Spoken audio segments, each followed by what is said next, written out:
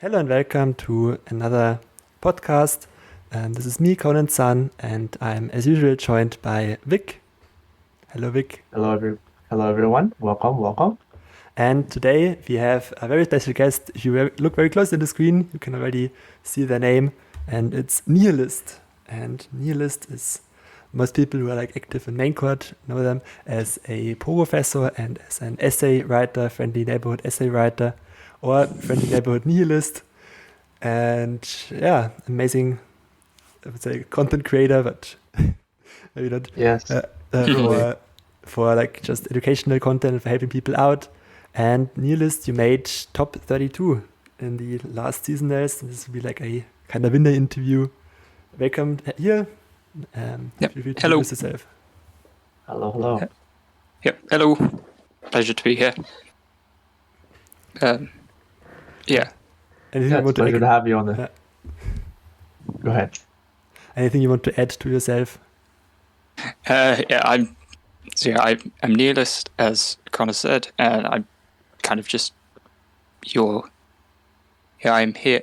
I qualified for top 32, first time making it, Nice. carried by the power of Ravenous Flock.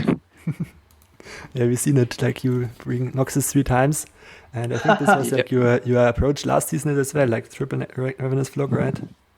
Yes, I'm a big fan of Ravenous Flock and the decks it makes. So yeah, 9 Flock is my go-to. Really. Okay, yeah, that's quite crazy. But this time you didn't bring a single Swain list. Do you just think Swain is No. not worth it? It hurts my soul not to bring Swain, but He's a little slow right now. yeah, just a tad too slow. Yeah, but he has that new skin, so maybe you should Yes. check him out. Okay, so you said you wanted to bring triple Ravenous Flock. What was your other preparation going into these seasonals? So it was triple Ravenous Flock, as I say, is my kind of go-to. So it was mainly working out which 3 forms of Ravenous Flock to bring. So it's a lot of just testing the various options for that against the meta and working out what things they're beating, what things beat them most, and then how can we shore up a couple of the extra matches where we can secure the extra 1 or 2%. That was the majority of the prep we did. But it was... Okay. So you prepared like with a team, or did you mostly grind a ladder, or? No, it was mainly ladder, and then a lot of just kind of spamming gauntlets whenever they were up. I like doing that to do a bit of lineup testing. It's nicer to get the best of 3 practice in. So, yeah, I have probably too many games in gauntlets this season, but just lots of games, lots of see what they do, small changes, and this is what we ended up bringing. So you think Gauntlet is like a competitive format, right? Because I sometimes just face like total beginner decks in it. I think it's not necessarily the most competitive format, but if you play it enough, you get enough of there are enough people playing it competitively that if you can, you obviously will run into someone who's running 3 starter decks maybe, or 3 perhaps meme decks, but you kind of know that those are not really relevant data, so you can kind of discount it. And you know when people are bringing actual lineups and actually playing properly. So obviously not all data is useful, but obviously every bit of data, once you've got a critical mass, it's kind of useful. Yeah, definitely makes sense. Did you refer to any outside sources as well, like matchup tables, stuff like that? Or is this not possible for your kind of decks? Well, it's mainly looking at the matchup table for Caitlyn Ezreal. It's the one of these that is played, that people are bringing, and like a lot of the matchups are quite similar across the board, but the core power cards are the same, so you're beating similar things. Is that a rocket barrage? Yes, I wanted to talk Yes, about that is a rocket barrage. Okay. Sorry, we scrolled down and I haven't actually seen this card in anybody's deck, so Oh wow, I love to hear it. Yeah, the Rocket Barrage was kind of one of the maybe a bit spicier attacks that we put in. We wanted the idea was Caitlyn Ezreal probably was going to be what people banned most of the time. It's the one that stand out. This is the good deck, but against triple aggro and more aggressive lineups, there is the Sentinels list with a lot of healing. So it was that might let Caitlyn Ezreal through. So it was like, how can we maybe try and put in some tools to beat that aggro matchup a bit more, if that's what's likely going to be facing this deck a bit more. So Rocket Barrage actually really solid at beating kind of early boards from like Pirates and Spiders. Like turn 3, kill their MF and their 1-drops, maybe put their rear guard in flock range. It just does a lot of work. Yeah, no, I think it was a super interesting card when they first revealed it, so I'm happy that it found its way into a qualifying list. I guess before we move away from Caitlyn Ezreal, I guess the one thing that I wanted to bring up in regards to this deck is just, its terrible matchup into Feel the Rush. Yeah. And were you expecting to see a lot of it during your run through the open rounds? I know a lot of people were talking about triple aggro lists, and so whenever I think about triple aggro, I just instantly go to people are going to be running Feel the Rush then. Yeah, so I thought overall it's not going to be played as much as it is on ladder. It wasn't going to be as popular here because you've got obviously people bringing stuff like Aphelios, Talia Ziggs, that are all kind of doing much better into it. So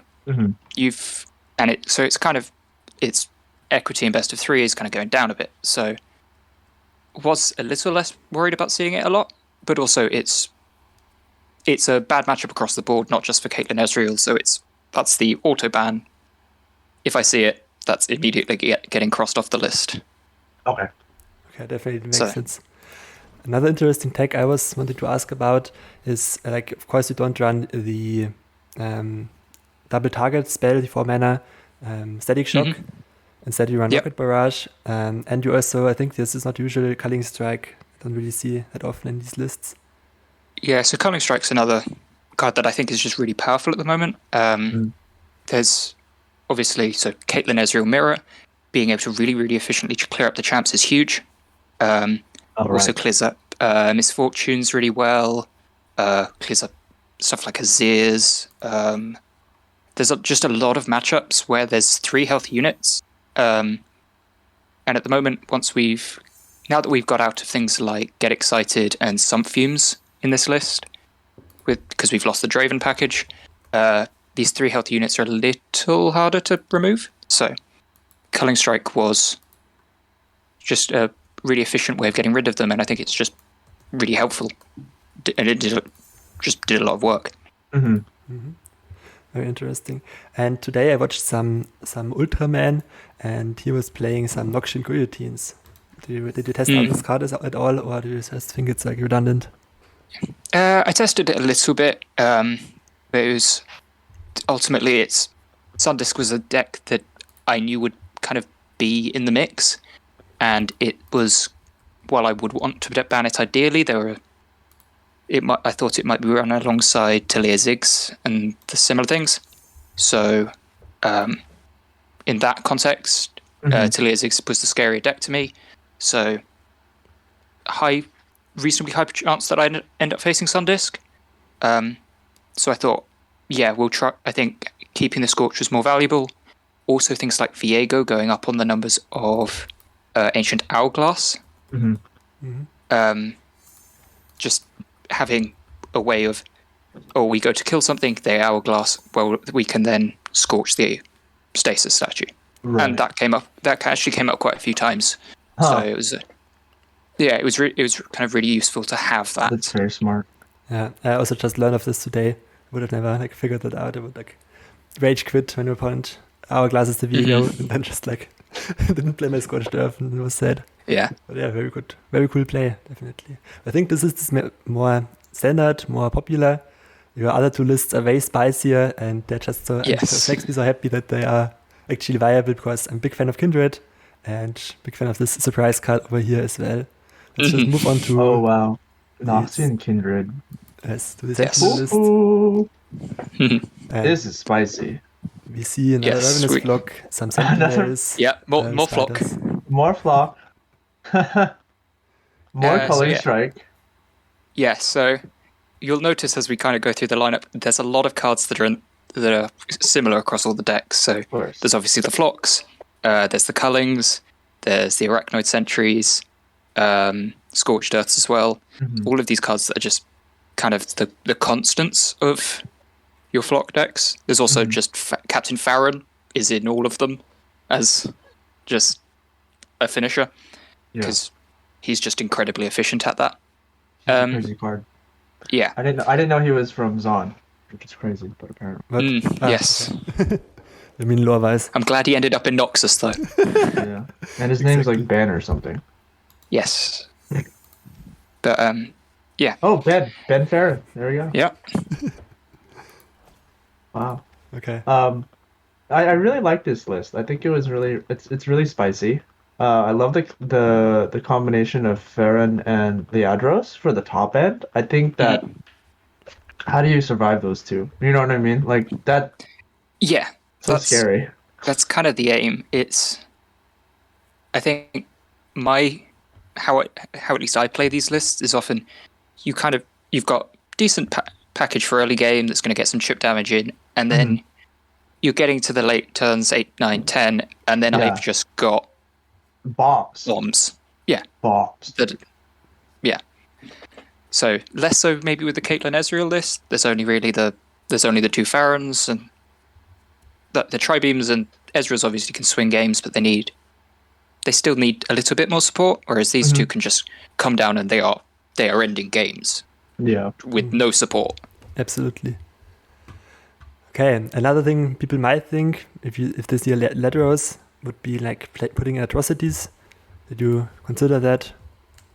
Yeah, so Atrocity was a card that I considered. It was in a lot of the early versions of this list. I just ended up finding it was bricking a little too often.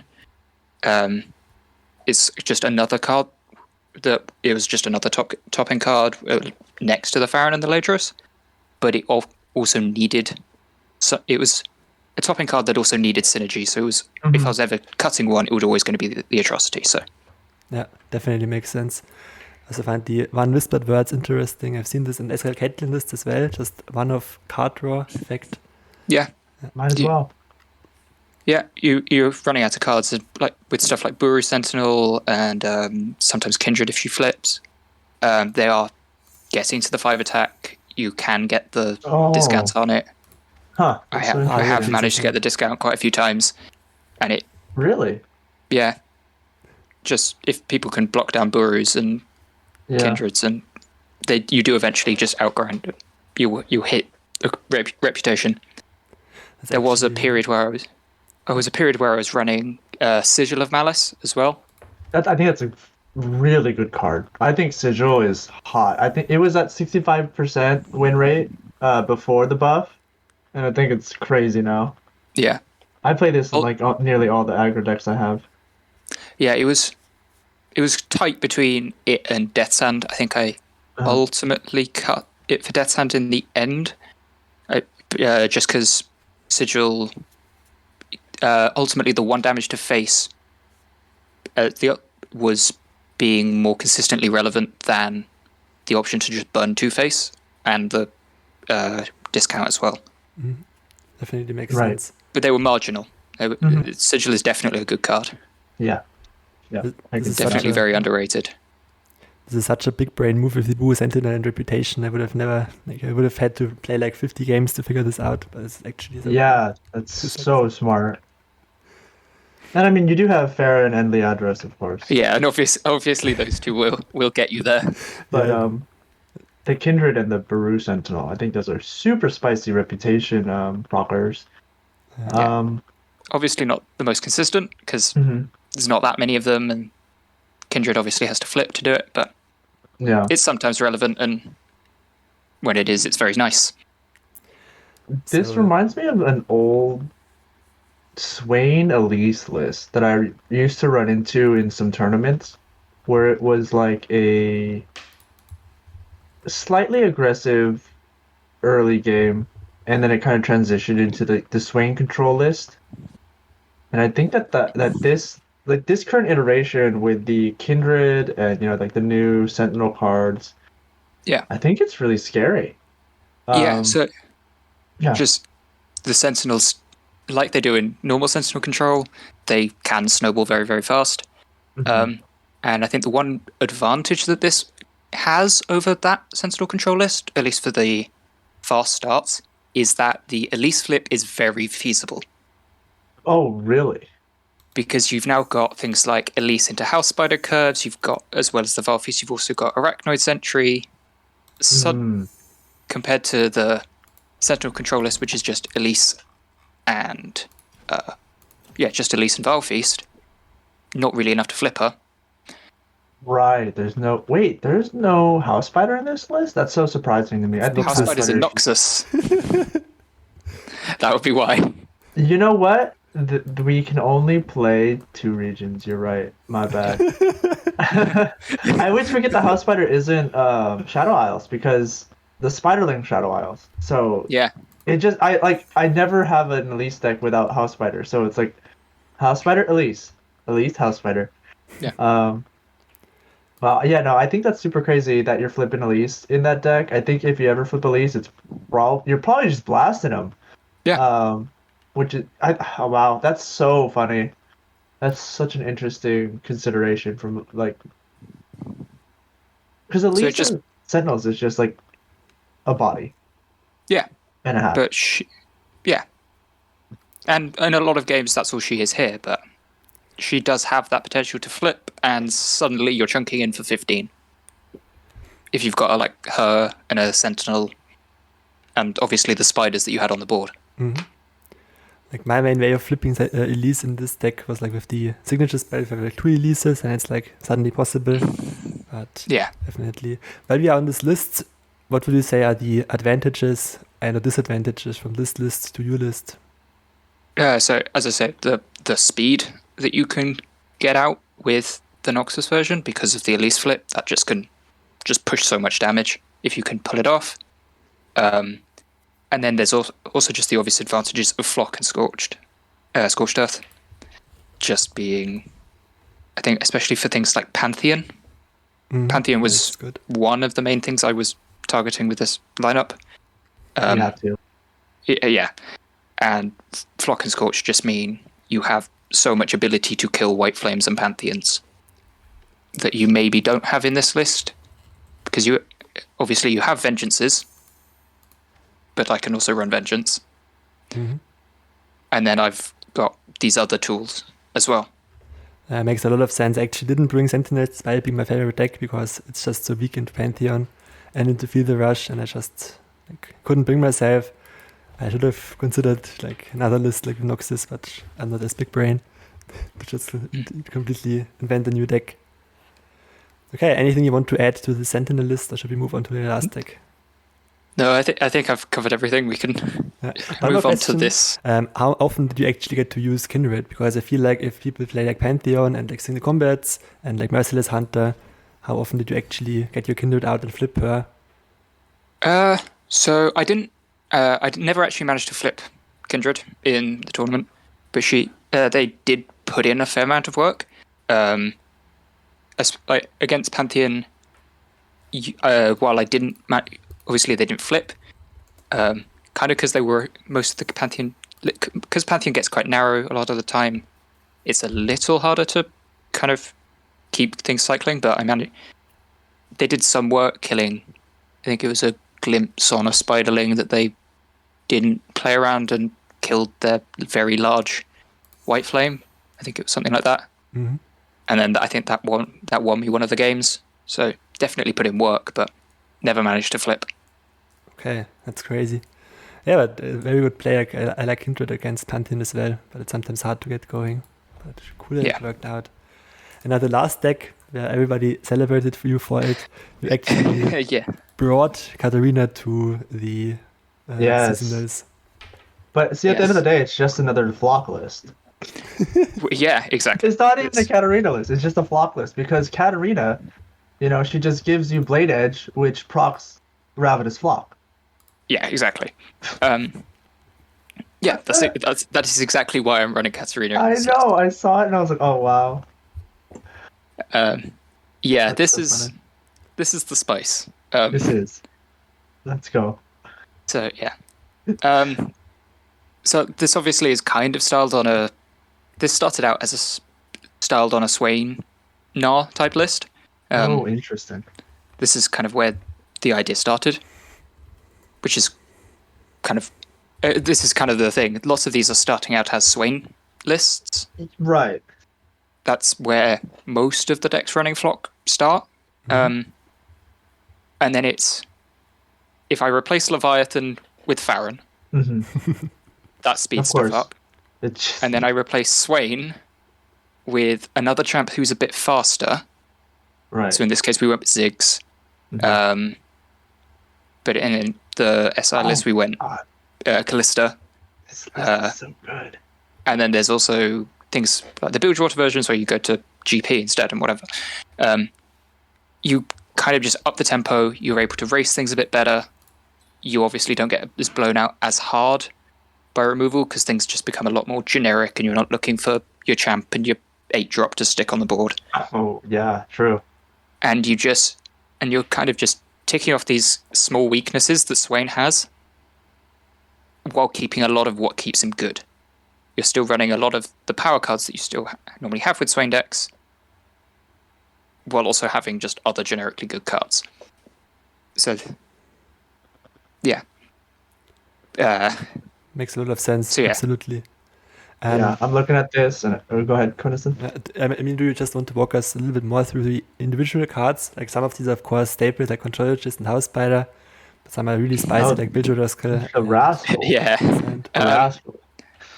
Yeah, so I think probably the card to start with here would be Treasure Trash right at the bottom. There's 3 of them. Oh yeah, there's 3 Treasure Trash. Oh. So, as I said before with the Kindred list, one of the things I like to have is just, we've got this package that's going to chip you down, and then I want a lot of top end that's just going to slam down and end games. Treasure Trash is just another one of those cards. You can drop it turn 7, 8, 9. You're, at that point of the game, you're normally on 4 or 5 card hands, so you're getting 6, 7 cards in your hand. Now with Treasure Trash, quite a lot of them. And when you're getting 3 things for free, that's normally just more than the 10 mana you're putting in most scenarios. So you're just accelerating so hard. That's just and also if you just drop it on 7, you drop 3 units that are say worth 15 mana, which isn't uncommon. You get 1 high roll and a couple of just middling units. You've just got double your unit mana that turn. Absolutely. And it's just a massive tempo swing in games. Yeah. And I also think like Treasure Trash is just one of the best cards in the game right now. Not rolling. Like the average cost of like a card in Runeterra is like 3.2 or something, but because you get like 6 or 7, you can just not play the cards that cost like 1 and always get like a tempo advantage out of it. Yeah. And I also brought like 1, yeah. but I didn't have the balls to bring 3. It's kind of a lot, but it's how it works. Yeah. Yeah. But yeah, as I say, I like having a lot of these. And the fact that, as I say, it can come down on 7, which is it's actually quite early for these things. And because of that, I wanted to have the 3 to make sure I was finding them. So make sure I'm finding them, have one every game, slam it, and just turn games around off of it. But obviously, when you're running 5 top end, things can get a bit bricky. You can get hands with just lots of these and you're not really doing anything. Which is where we go up to Bilgewater Rascal. This is kind of where this came in. Okay. So I see. This has 2 really big things about it. So 1, the Mecha Yordle pool is nuts. Especially when you give them all Spell Shield. So the standouts are obviously June Hopper Mech. This card is just not fair. Just, I don't really know what else to say about it. It just will come down and carry on turn 5. Especially when you give it spell shield and things can't interact. Yeah, it just looking at it is just stupid. I mean, it's a what? It's an 8/8, right? It's a 5 mana 8/8. Oh, that does. Yeah, it's a 5 mana 6/6 impact spell shield that 3 summons burn? 2 units every attack. Jesus. Yeah. That's crazy. And when they block your sand surges, you also activate the flock. And then Oh my god, it's a It's flop proc. Yeah, it's just more things that go wide, make you have to deal with, put things. It activates flock, as you say, and yeah, it's just an all-round busted card. And yeah, this carried a lot of games. The other good ones are stuff like Professor Von Mech. Just 4 mana, 3/2 impact, not bad, especially with spell shield. And then draw 3 cards, or just make 3 cards. Insane. Seems fair. Mm-hmm, Yeah. And then, what's the other good one?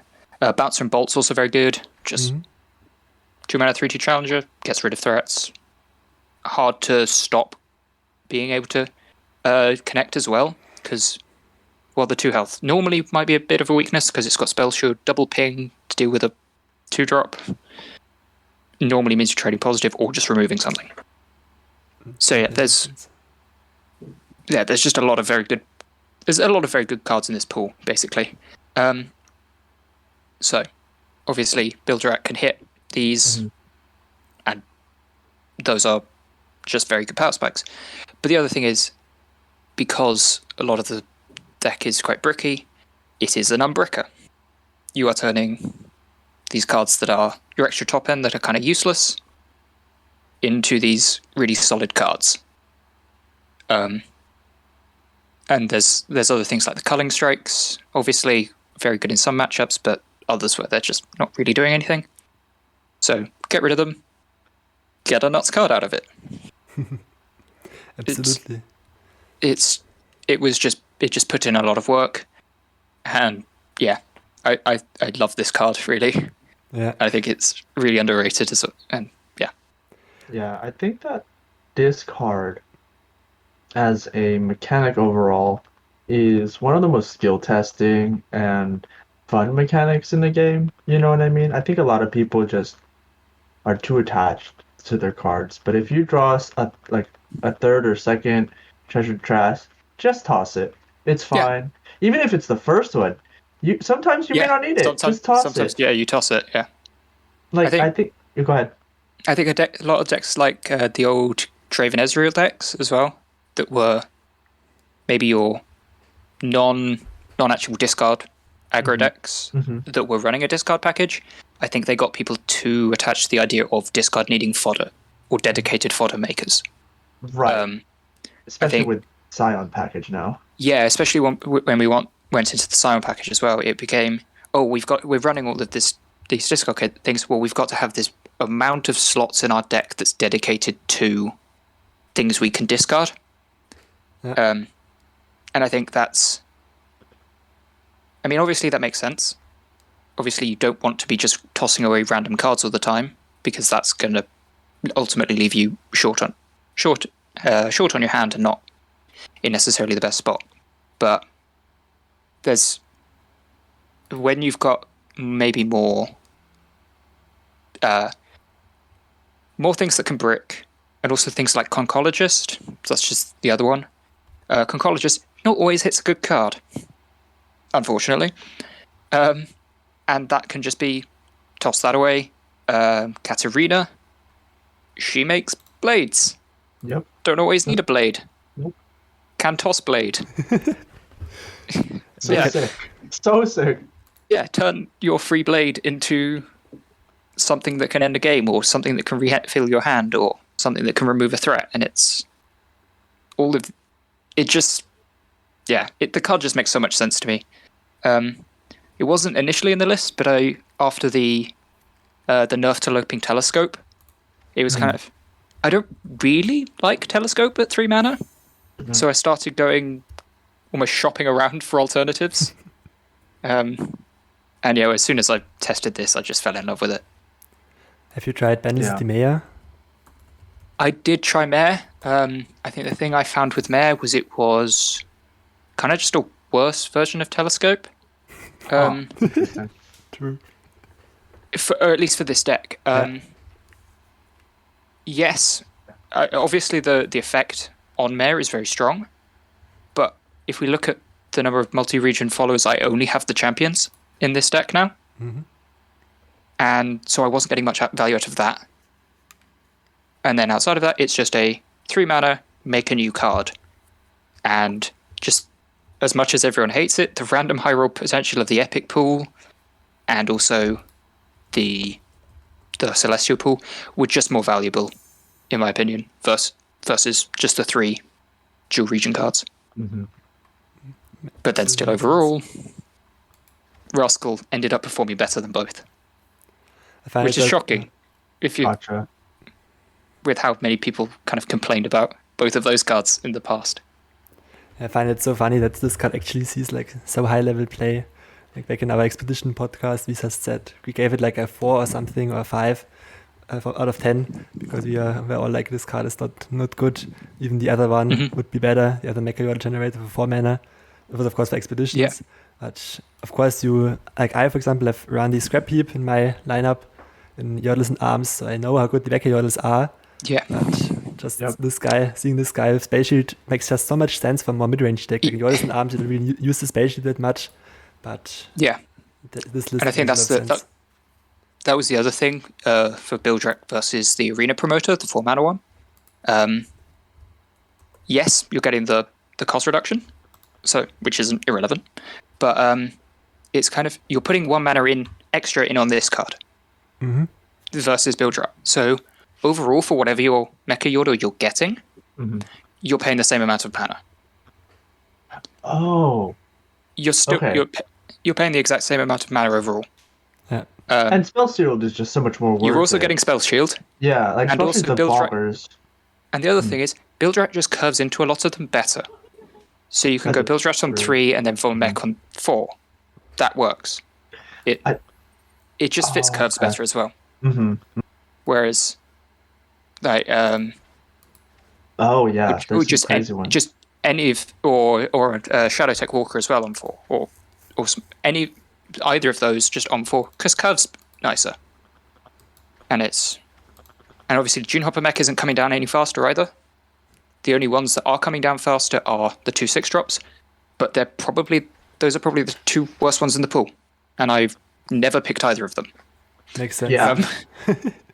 So you don't value that acceleration. I think this commentary is going to be kind of something that we can levy against most of Legends of Runeterra, but I think what we see with the Mecha Yordle tribe is a lot of people trying to go really hard into the archetype and just digging themselves too deep into synergies. Yeah. But I think like you've sort of shown, even individually, these cards can endgame. Oh, absolutely. In the correct spot. And I think like the inclusion of the Rascal just as like a solid 3-drop into a solid like game finisher. Like it's a pretty funny concept that like And I think, when you combine a lot of these Mecha Yordles with Katarina's rallying, I think they even get scarier. Oh yeah, absolutely. So I think probably the most obvious example of where this was really, really powerful was the last round of round 9. Oh really? Yeah. So it was against Pirate Aggro, and I dropped a Bildrat, discarding, I think it was the second trash I had in hand. It's a bit of a brick against Pirate Aggro. You're only ever really casting one of these in this matchup. If it's going that long, it's normally it basically never goes that long. So Unbrick hand, hit Jhin Hopper, slams Jhin Hopper on 5, attacked with Jhin Hopper, traded down their board a bit, enabled Flock on a couple of cards that meant that we didn't, so I could clear up their board on the next go around. and then on turn 6, and then turn 7, I just swang in and just won the game. It was that much damage. That sounds crazy. And also just the spell shield won me the game because no TF red card. Yeah, gold card, sorry. Very cool. So so yeah. That was a possibility of something that could have kind of thrown a spanner in the works, but the spell shield saved me from it, and it was just very healthy. I think it's just, yeah, I can't talk enough about this card. I mean, I saw it on your list, and like I said, this card is one of my. I love that concept. I think that spell shield is a crazy keyword. You know what I mean? And I think in your colors, in Vandal City and Noxus, you don't really have access to that. You know what I mean? Yeah, protection is you've got friendship. Okay, sure. All right. That's it. Do I? I don't think I do. I'm just kidding. They should make this card 3 mana. I don't know. No, are you crazy? No, don't make friendship 3 mana. Prismatic Arrow with fine. upside. Dude, Contrologist is garbage. It's fine.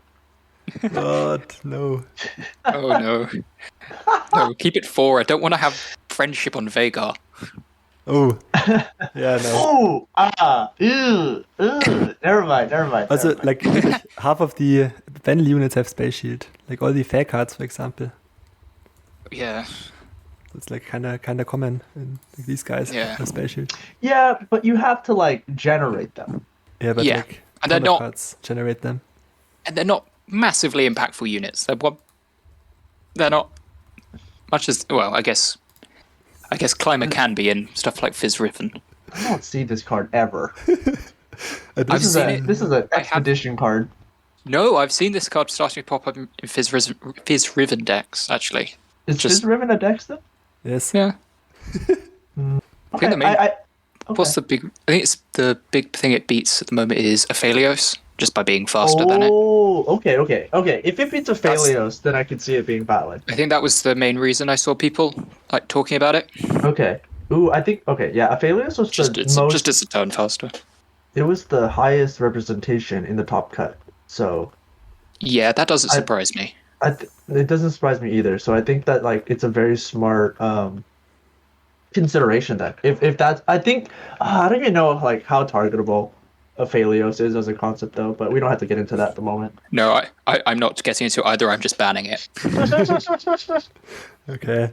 Yeah, I think that's a much smarter play. I actually brought it. It was the most miserable experience ever. I legit had to play an Aphelios mirror. And took, I think, 37 minutes just to play one game out.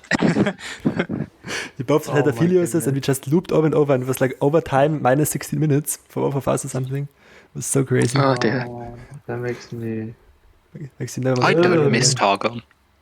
Yeah, I don't... I don't know, man. Thinking about Targon mirrors, I just don't even want to play anymore. I'll just surrender, it's fine. But the deck is absolutely powerful and it's very hard to target from what I've seen from the matchup tables and stuff. But yeah. Okay. Overall, you said you target Pantheon with this lineup. One deck I've seen a lot is also Viego with Shurima. What did you experience with this deck? So when I say I'd say the thing that I had in mind with this lineup was there were 4 main decks that I thought I was quite well positioned into, and I thought while they wouldn't all necessarily appear in the same lineup, I thought most lineups would run one of them. So those are being Pantheon, obviously, Viego Shurima, Pirate Aggro, and Ezreal Caitlyn. Those were the 4 decks that I felt comfortable into with this lineup, with various texts that I've made with them. And yeah, with that broadly held true. I didn't see any Ezreal Caitlyn, so I haven't tested whether that part of my assumption was true. But I faced 2 lineups on Pantheon, 2 lineups on Shurima, and 2 lineups on Viego Shurima, and 2 lineups on Pirate Aggro. And in all of those situations, I 2-0'd those decks, and that was how I won. So I think that definitely worked out. Interesting, because my season is like I think I first faced Vio Shurima 8 times, Pantheon 7 times, Ooh. and those are like the tough matchups for my lineup. And I've also faced Caitlyn 0 times, Talia 6, which I was targeting 1 time. But yeah, Vio Shurima definitely a very popular. I deck, did. think. Yes, Talia Ziggs I think was the deck I saw the most across the day, which was annoying because it's not a very good matchup for me. So it drew a lot of bans. But yeah, and that was ultimately that was ultimately. So I lost. Round 1 was obviously the round I lost, and that was the reason I lost. It was I couldn't ban the Talia Ziggs, so I had to let it through. And just having a matchup kind of that bad forced through just doesn't set you in a good spot. Makes a lot of sense, yeah. Yeah, we could have swapped around. I would have given you all my Pantheons, and I mean, that's just better for you. Yeah. Okay. And yeah, what like when playing the games, when going into these actual like into the preparation screen, there's like if somebody didn't play the season yet, there's like a 265 seconds preparation screen, basically 5 minutes, so you can look at your opponent's deck lists. And how did you prepare for these different matches? So a lot of it was, a lot of the time it's just kind of working out what the ban is. Sometimes it's quite obvious because you've got, this is the deck that I've come in with in my head that I need to ban. Sometimes it's a bit harder. I think there was a round where I faced, I think it was Azir Aurelia, Scion Yetis, and Talia Ziggs, and that was a bit of a harder ban choice because obviously Scion, yet another, it's kind of another deck that's not brilliant for us. Right. He's just the fact that you've got to kill him twice, and he threatens so much damage is just a bit too much for these decks. Especially since it's just 4 mana isn't 4 health isn't an easy removal range. But you can just flock it. Well, yeah. Unfortunately, this is the one time where flock is a little weak because you've got the enabling. He's literally damaged. He's slow. Yeah, he's damaged already, bro. Yeah, why can't I flock him? That's not fair. Well, you know what? What if they made Scion return? So like when he flips, right? They give him 5 health, but they say Scion return when I'm summon rally, damage me 1. So he's a 9 mana 4, but he's damaged. So now you can flock him automatically. I would love that. I don't think they'll do it though. Just an inkling. I think it's funny. I think it's actually because you know how like in League of Legends, Scion like damages himself every round or like every second or so, right? So exactly. I think that'd be a really funny mechanic because we have cards that damage themselves, right? Yeah, and also you have like the synergy with Vladimir, like. I don't know. I think that's actually like a very silly and like interesting way to balance a card. You know what I mean? Like because like it just makes him counterable by like 2 specific cards, but also is like very flavorful, and it doesn't matter because like it's ephemeral anyways, right? So who cares if you deal it? Like, but I don't know. I don't know. I think Scion is a good card. I love this card actually. I love. Like I said, I love discard, I love overwhelm, I love attacking. Any card that lets me attack, I want to play it. Yeah. Okay. So you figured out your ban. Did you like also? Yeah. So obviously the first step is just work out what your ban is. That's the most important thing to know. And then once you've got that down, what I do is I just have a notepad and I write out in full what my opponent's deck list is. For the 2 decks I'm not banning. Mm-hmm. I know a lot of people just take screenshots. 2 reasons why I don't do that. First of all, I play on mobile, so I don't have a second screen that I can throw up my opponent's deck list on. I am. Wow, you're so based. Yeah. I obviously can't really use a screenshot that well. So having to have it on an external source, but also I just think it's better. The actual act of writing it out, I think, just means that you are a bit more intimately aware of what is in their deck. because if you've just taken a screenshot and you've got it as an image, you can flick through it, and you might miss a card. I know plenty of people who have done that, and I think it just. Whereas if you write it out, you kind of like, oh, and as you're writing it down, you can kind of pick up what the important cards are. So as I'm writing down 2 Rite of Negation, that sticks in my head. Exactly. And it's just a bit more.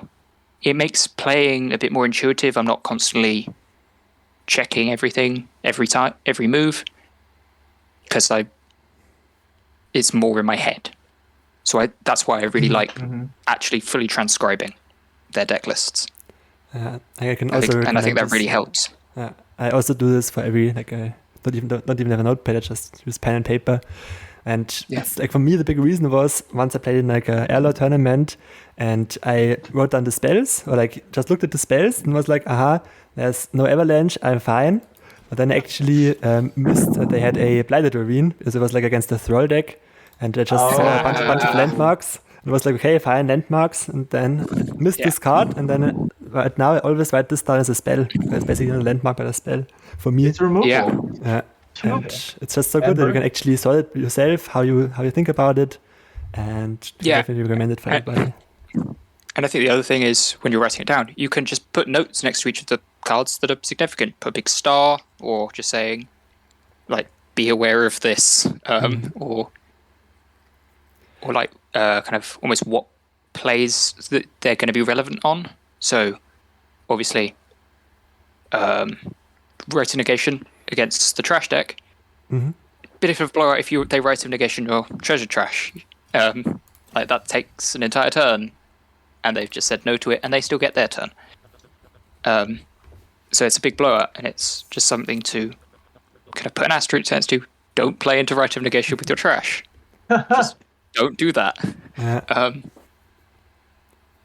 So you can put notes next to it. You can highlight the key points, and it just makes it gets you thinking early as well. Is the other thing. Yeah, fully. Thinking about the matchups, what the key cards are, and just the more time you spend thinking, the more ingrained it is in your head when you're playing. Absolutely. Do you also keep track of which cards your opponents have been using? For example, I always make a line or a thing behind each card if they played one, so they know, they're out of this card already. They played the one of Wallop, for example. Yeah, so especially I do it for the key cards. So Rite of Negations, Ancient Hourglasses, Vengeances, Atrocities, that type of thing. But I don't do it for the whole deck. That maybe might be something I should probably do, but I think just keeping track of the key cards is what's important. Absolutely. And also I just like having this list of spells. I literally sit there and I'm like, okay, they have 3 mana, Flock, Culling Strike, Death Send, Scorched Earth, Scorched Wallop. I just go up and down on this, Flock, Pokey, Culling Strike, Death Send, Scorched Wallop. How do you beat all of that? I just keep repeating it while I figure out my play. I don't know if it's common to do that, but it's very helpful. Okay, so then you've got your deck list written down. And on this topic, what do you do? Of course, you have 2 decks that are pretty not explained and not explored that much. You don't find them on any matchup tables and stuff like that in Masters. I had the similar problem because I brought Eolus and Arms with Cannon, and then somebody just brought Elise and Thralls, and there was 0 data on this. I have no idea how this matchup goes. What do you do against this situation or in this situation? So, first off, I have a lot of games on this archetype. I think ultimately a lot of I refer to them as flock piles, basically. Any deck running Ravenous Flock, Arachnoid Sentry, Scorched Earth, and Captain Farron, which all of these is just a flock pile. It's basically what they are.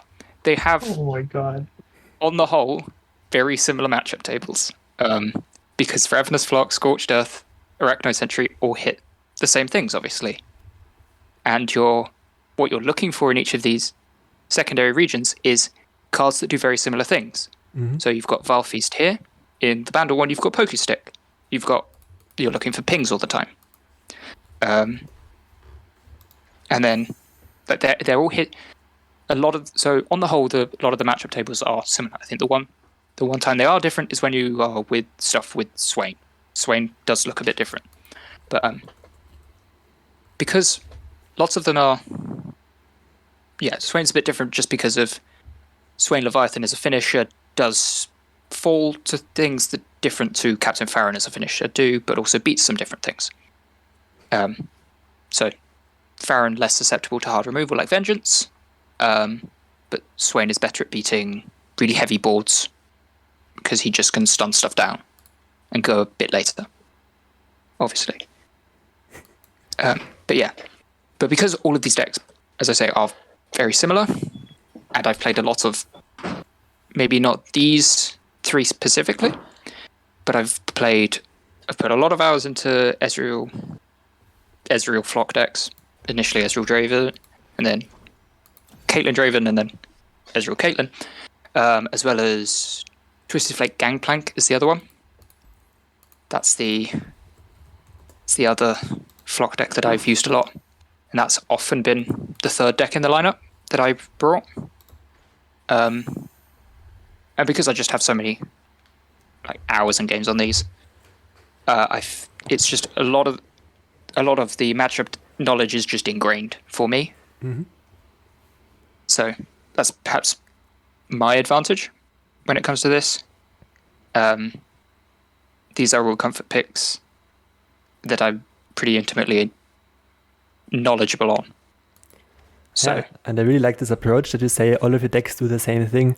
Because if you start having one control deck, one mid-range deck, one aggro deck, then it's just all over the place, just the top 3 decks. I saw someone bring Field Rush, Pantheon, and Pirate Aggro. It was what the heck is this? So I saw a lot of people, when I was discussing it, I saw a lot of people saying it was kind of hard to target Pantheon specifically without going triple aggro. Mm-hmm. Right? And triple aggro is kind of weak because you've got Pirates, and then the other 2 aggro decks aren't brilliant in the meta. Mm-hmm. You've got Spiders, you've got Scion. I know some people brought Nightfall. That was a lineup I ran into. Mm-hmm. But triple aggro isn't the greatest. I'm not a massive fan of playing triple aggro. But Ezreal Caitlyn is kind of the one meta deck that is quite good in Pantheon. But most people aren't thinking of a lineup of bringing Ezreal Caitlyn 3 times. That's just so cool, yes. That's essentially what happened. So you can pick one deck. The idea is I pick one deck where I'm picking Ezreal Caitlyn, and I'm playing a lineup that is Ezreal Caitlyn into the meta. What it is. That's so cool. And it gives a couple of extra. Now, obviously, it means that I am losing to all the things that Ezreal Caitlyn does. Mm-hmm. And I think the fact that Ezreal Caitlyn wasn't brought that much does say that it does have some weak matchups into the meta.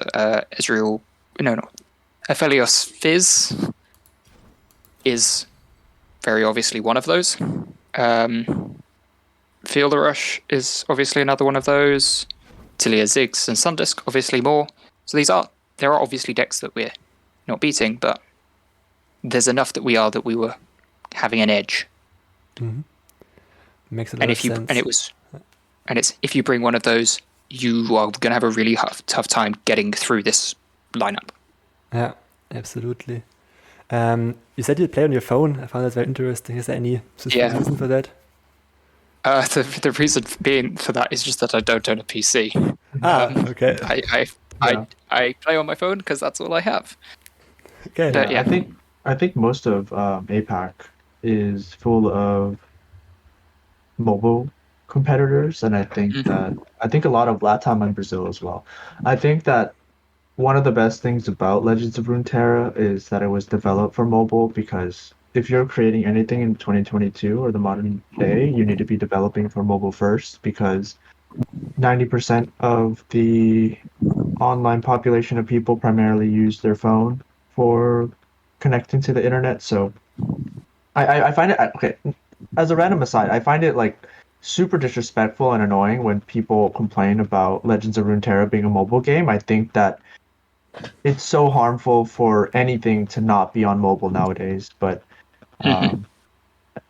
sorry, that's just so random. I did want to kind of comment if we have a moment to kind of discuss the fact that you brought 9x Flock, right? You have 9 Flocks, you're playing 3 Noxus decks, and that is because we are utilizing the Riot champion lock system, which means that you can't have any duplicate champions, you can't have any duplicate region combinations, but you are able to bring 3 Noxus decks, or 3 of the same region in 3 different decks.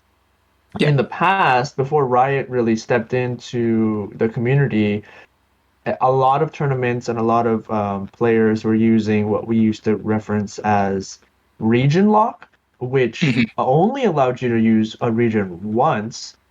And I really loved that format because it avoided bringing, like you just mentioned, you just bought 3 Ezreal decks.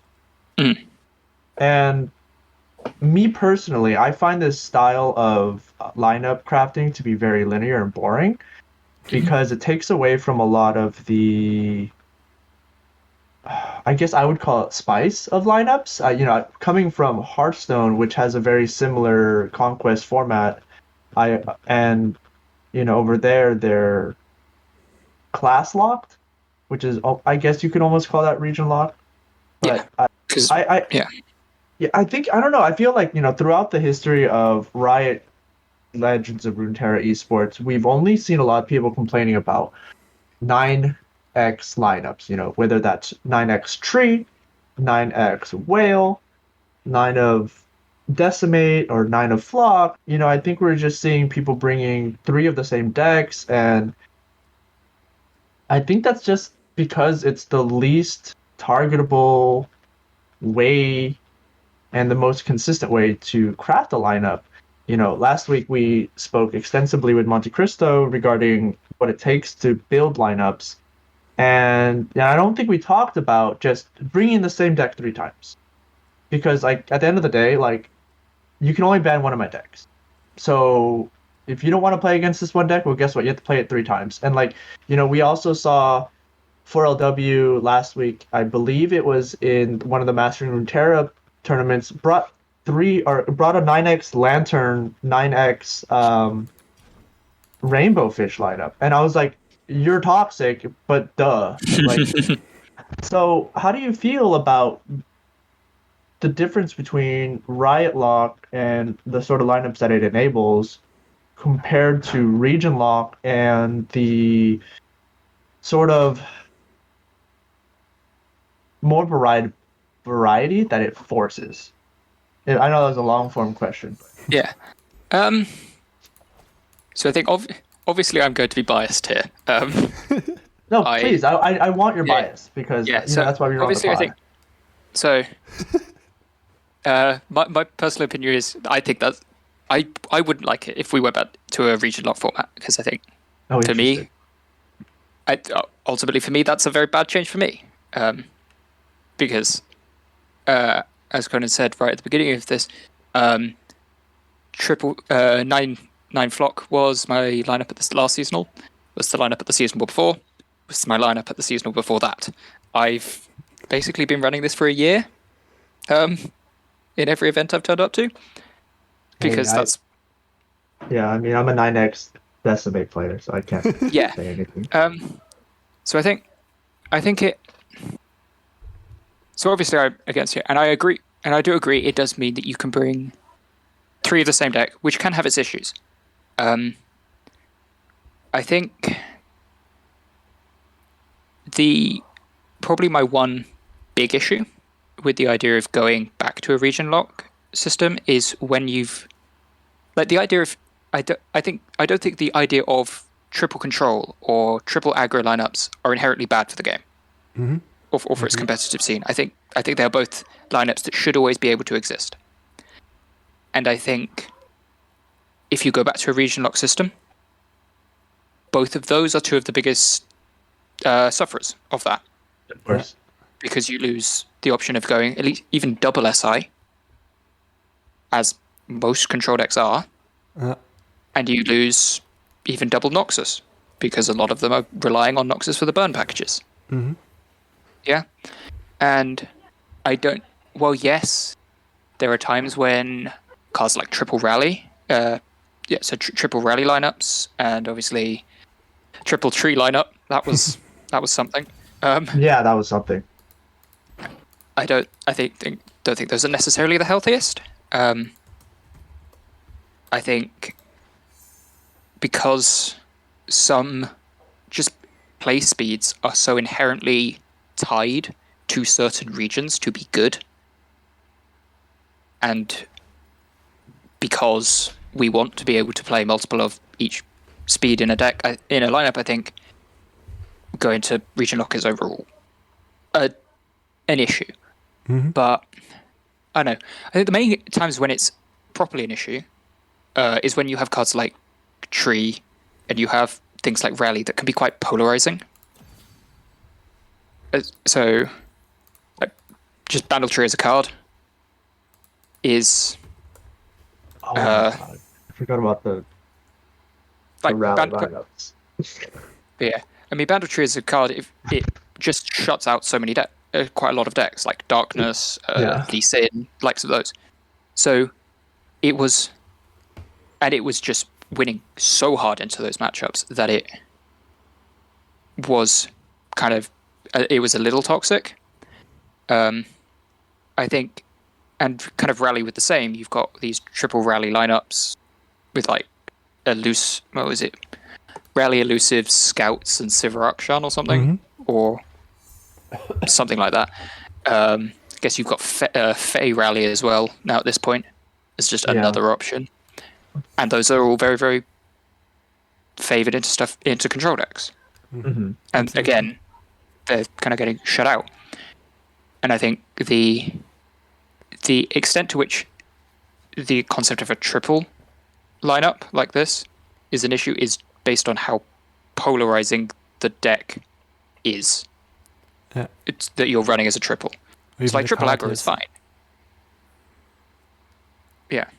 Just target the Aegis instead, or the Bandle Tree instead of changing the whole lineup system. Yeah. So I think if you were going to make a change to the system, I think it would be to maybe reduce the number of copies of a single card you could run across a lineup. Mm-hmm. So maybe you limit it to 6 copies. So if you want to run triple of something, you've got to cut down to 2 copies, or you've got to split them differently. So at least or at the very least, you're allowed to run 2 of them, 2 of this type of lineup. Yeah, you can run 2 Noxus aggro decks and go somewhere else for your third one. Exactly. And 2 SI control decks, and then you bring, I don't know, maybe a Target or Target Allegiance. You can go 3 SI because you're just splashing Atrocity in that last one. Something like that, I think, would be probably a bit healthier, because it still leaves open the option of triple aggro, option of triple control quite easily. But either you're going for a triple specific card lineup, becomes you're either doing it at more of a cost, or it's just no longer possible. And I think if you're ever going to make a change, I think that is the healthier change to make. Absolutely. Yeah. Okay, maybe going to the end question. What really interests me personally still is, what did you do between the rounds? For example, I always turned off my PC if I had like enough time, and just went outside and did some work in the garden. Just go away from Runeterra, so that I can come back later on and focus on it again. And I couldn't have so smart. Couldn't have like done something in between, like watching streams or playing another game on ladder or something. It just made me so crazy. Yeah, I also just closed the game, went, got a drink, got coffee, and I think in the middle of round 5 I went shopping. That's so smart, honestly. I think people people underrate like just like changing your mental. Yeah, thankfully I managed to get round 5 done with quite quickly, so I could just go down the high street, go do my weekly shop basically in between rounds 5 and 6, which was just, I mean, it was good because I think it was obviously when I came into this, my seasonal records hadn't been brilliant, shall we say. They'd been, I think, 5 and 4 in the last set in all of the last seasonals I'd been in. So going 8 and 1 wasn't my aim. I was aiming for 6 and 3. And after round 5 I was 4 and 1 and starting to think, and I was kind of getting a bit nervous. It's like we're still in the good player brackets. And obviously want to keep winning. So it came at a good time that I could just go, have a walk, go outside, cool down, completely stop thinking about lore. Completely stop thinking about lore, and then come back and just get back into it. That's super smart. Okay, maybe like that's exactly the same as I felt. For example, like Wick didn't play the seasonals this time to actually set up a player podcast, a player discussion and watch party basically. I mean that's what I tell people.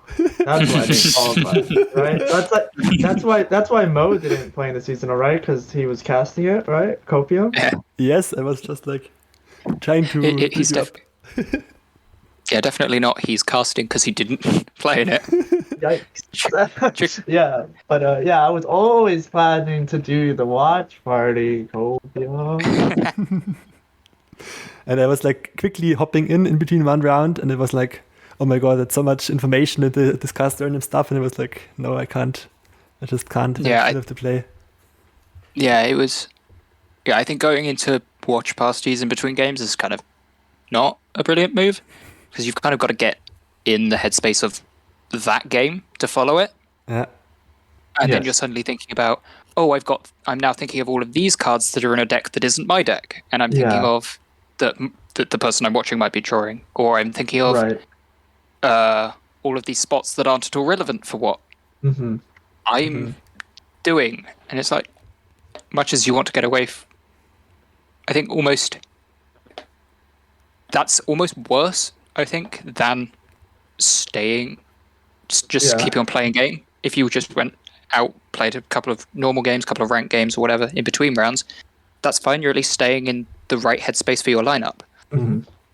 If you're going into another stream, you're suddenly changing what cards your mindset's changing, and I think that does more harm than good. Yeah, I know. I fully agree. When we were doing the watch party, we would have the people that we were kind of hanging out with. A lot of the all weekly gaming guys, players would hop in, and they would come in. They would say, hey, they would tell us how they did. We would like talk to them about it, and they'd be like, okay, hey, get out of here, go drink some water, go stand up, go stretch. We would tell them to like get off the computer and like go.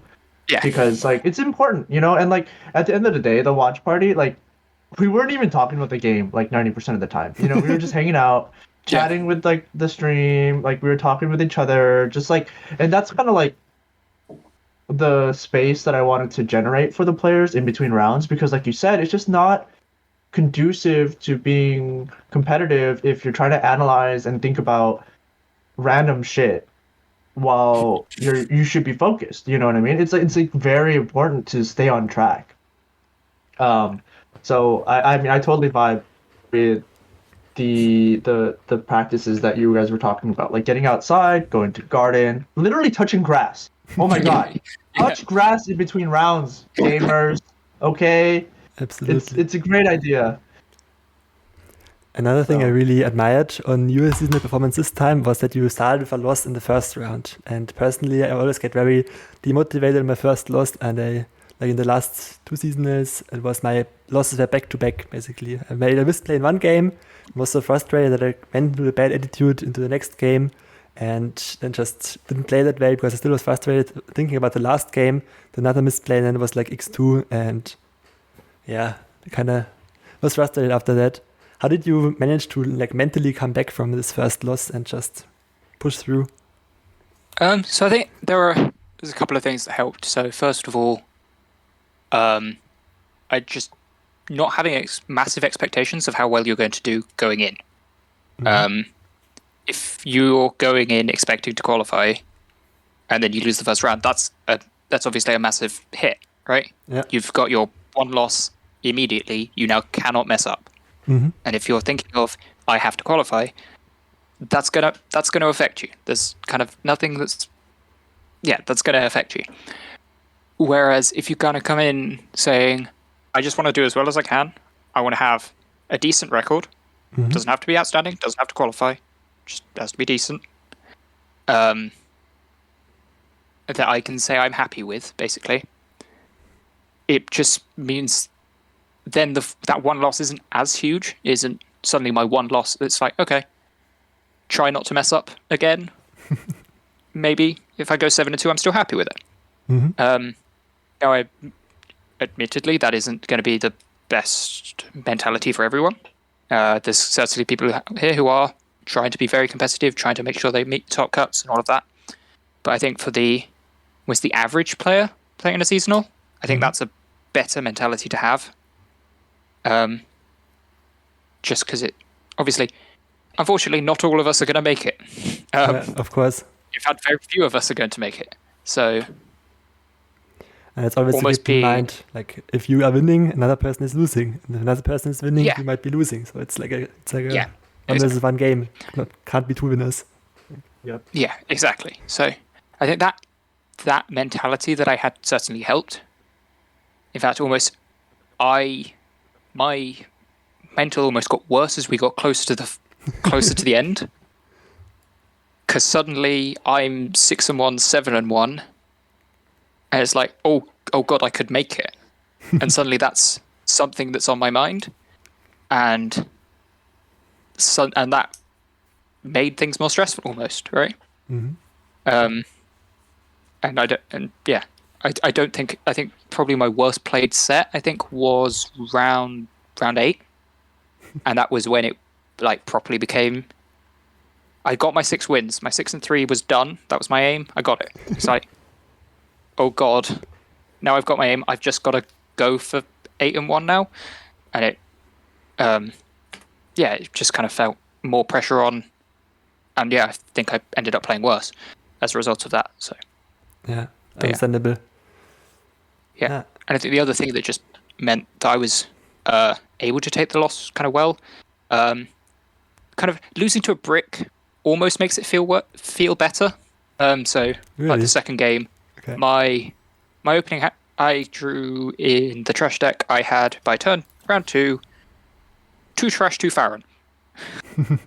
That's not a good hand for against scouts, and I promptly lost. It's gonna happen. But it failed. I think that feels, at least for me, not as bad to lose to than I made a mistake. Yeah, absolutely. I lost that game because I was never winning that game. Yeah. Just go next. Put it out of my mind. Exactly. I'm not mulling it over. I'm just going into game 2 and forgetting about it. Yeah. And then it's so hard to do something like if you actually misplay and it's like a huge misplay across the game. Like I'm still to this, like 1 week later, I'm still like going over this play in my head that I did. It's like so. I mean, it's not 1 week later. It's like 50 days, but yeah, absolutely. Yeah, it's like if you misplay, try and forget about it. You can do it in your analysis afterwards. But your misplay in the last game doesn't matter in the next round or 3 rounds time or whatever. So just try and put it back of your mind is kind of the best. That's kind of the best advice, really, of dealing with the tilt of losing. Yeah, absolutely. Yeah. So Vic, do you have any follow-up questions? I have some 2 fun questions in the end, but the actual serious questions. No, I don't think so right now. I think I just wanted to chime in and agree about like moving on past misplays and like just being able to say, okay, I'm going to go next, because like I think like a big part of even when I was managing League of Legends teams in the past, mental tilt and mental fortitude is like a big part of competing. And I don't know if you guys follow League of Legends esports at all, but VMark is an analyst, and what he will always do is like watch during like in between games, the camera will like show the players, and he'll like look at the faces of the player and be like, oh, it's over. Oh, they lost. Because like, and it's so true because like you can see in the faces of players. I remember I was watching on the seasonals this weekend. I forgot who it was, but I think it was 4 Second, one of the APAC players. He lost the game, and he was on X1. So he didn't have qualification for 7-2, so he needed to win 8. And he lost the first game. And I could instantly see his mental break in his face. And he won game 2, but his face was still broken. Yeah. And you could tell that even throughout game 2 that he was misplaying and like rushing. And like, it's so important that like even in the time between game 1 and game 2, get up. Let the timer run out. You know what I mean? Like take as much time as you can to breathe and relax, because like it's a long day. Oh yeah. With 9 rounds, that's fucking incredible. 10 like, hours? Right. 10 hours or something? It's like a 10-hour tournament, you know? And you know, I was streaming from the round 1 of APAC until like round 2 of Americas, and like people don't realize like So crazy. how long these tournaments are. You know what I mean? Yeah.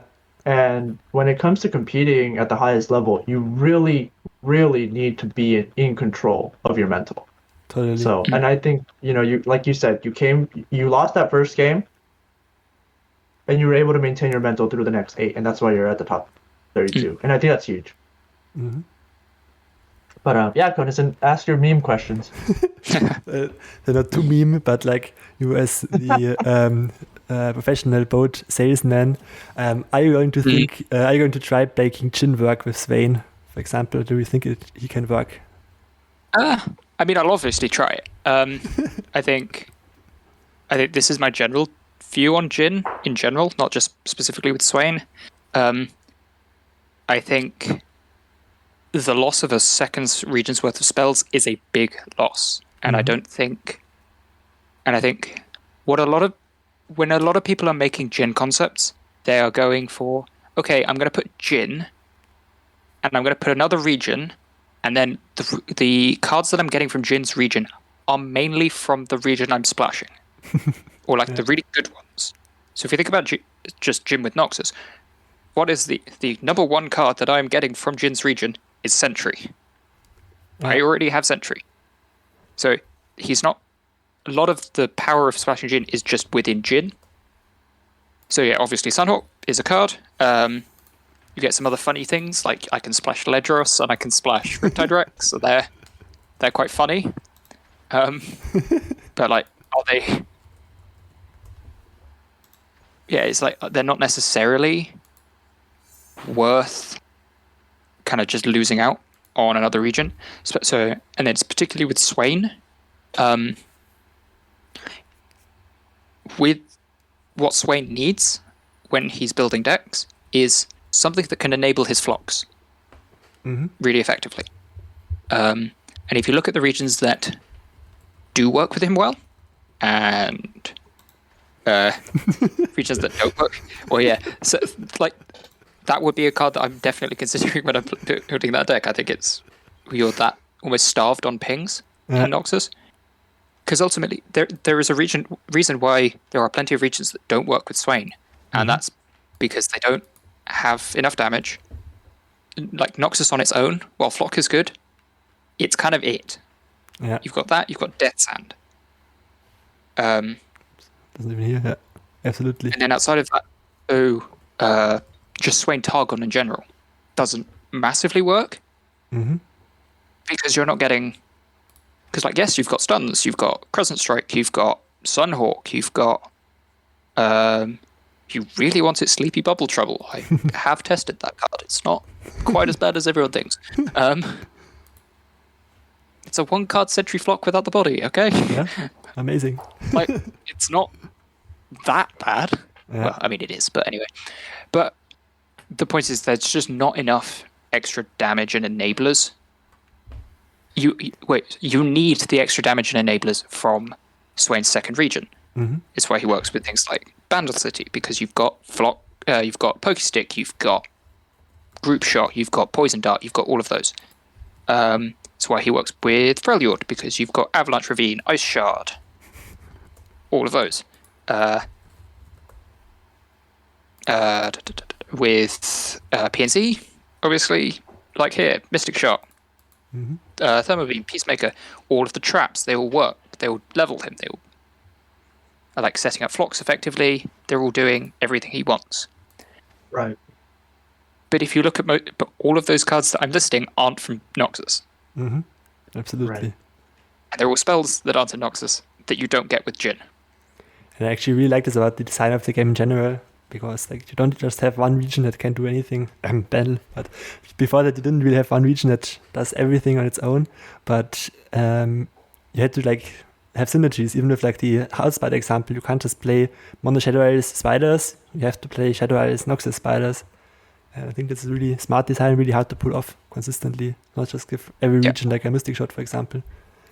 Yeah. But yeah, and I think that just feeds into my overall opinions of Jhin.